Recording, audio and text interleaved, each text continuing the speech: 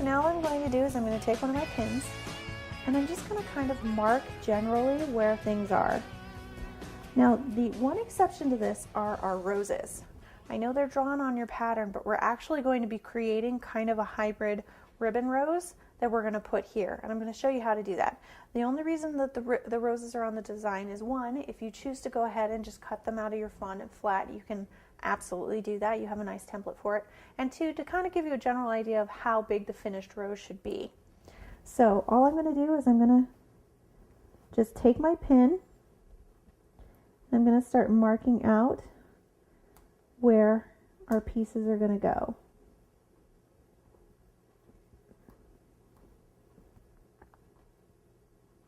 Now when you have smaller pieces like the birds, the bodies, say the bodies versus the wings, make sure your pinholes are closer together. And you can go almost out to the edge, but don't worry if you go all the way out to the edge, because you'll be able to see where those tails go when the time comes. Go ahead and ignore those leaves as well, and I'll show you how we're going to do those. And finally, we're going to mark where that banner is. All right. Now when you have everything marked, except for the roses, you can go ahead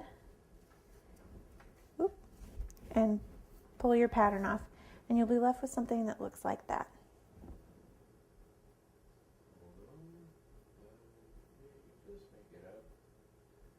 So the first thing we're going to cut out is our heart.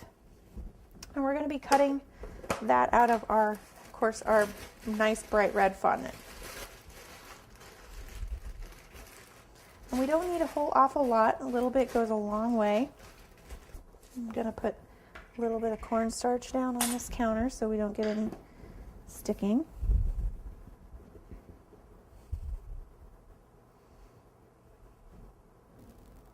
Now remember, your heart's in two pieces, so you don't have to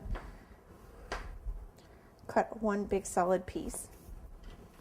And all I'm going to do, I'm going to take my scissors and I'm just going to very carefully start dismantling my pattern.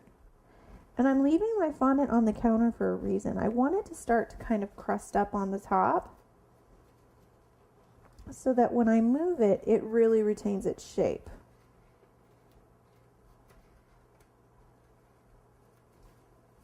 Now, when I get up here to my rose, I have a couple of different options. If I were going to be making a two-dimensional rose, if I were going to be cutting this out of kind of a flat piece, I would cut out all the individual pieces, the rose petals, the leaves, and then I would cut those out of fondant. So because I'm going to be showing you how to make that nice little three-dimensional rose, I'm just going to kind of eyeball and cut where the top of the heart would be, because our rose is going to go right on top of that.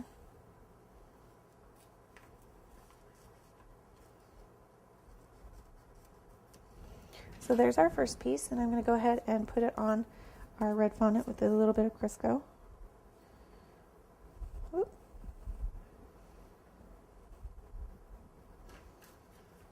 And I'm going to do the same thing with the bottom.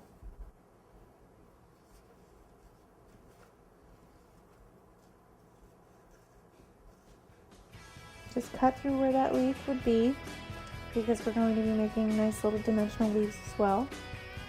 And now, using our nice sharp craft knife, if you need to, go ahead and dip your blade in a little bit of that vegetable shortening.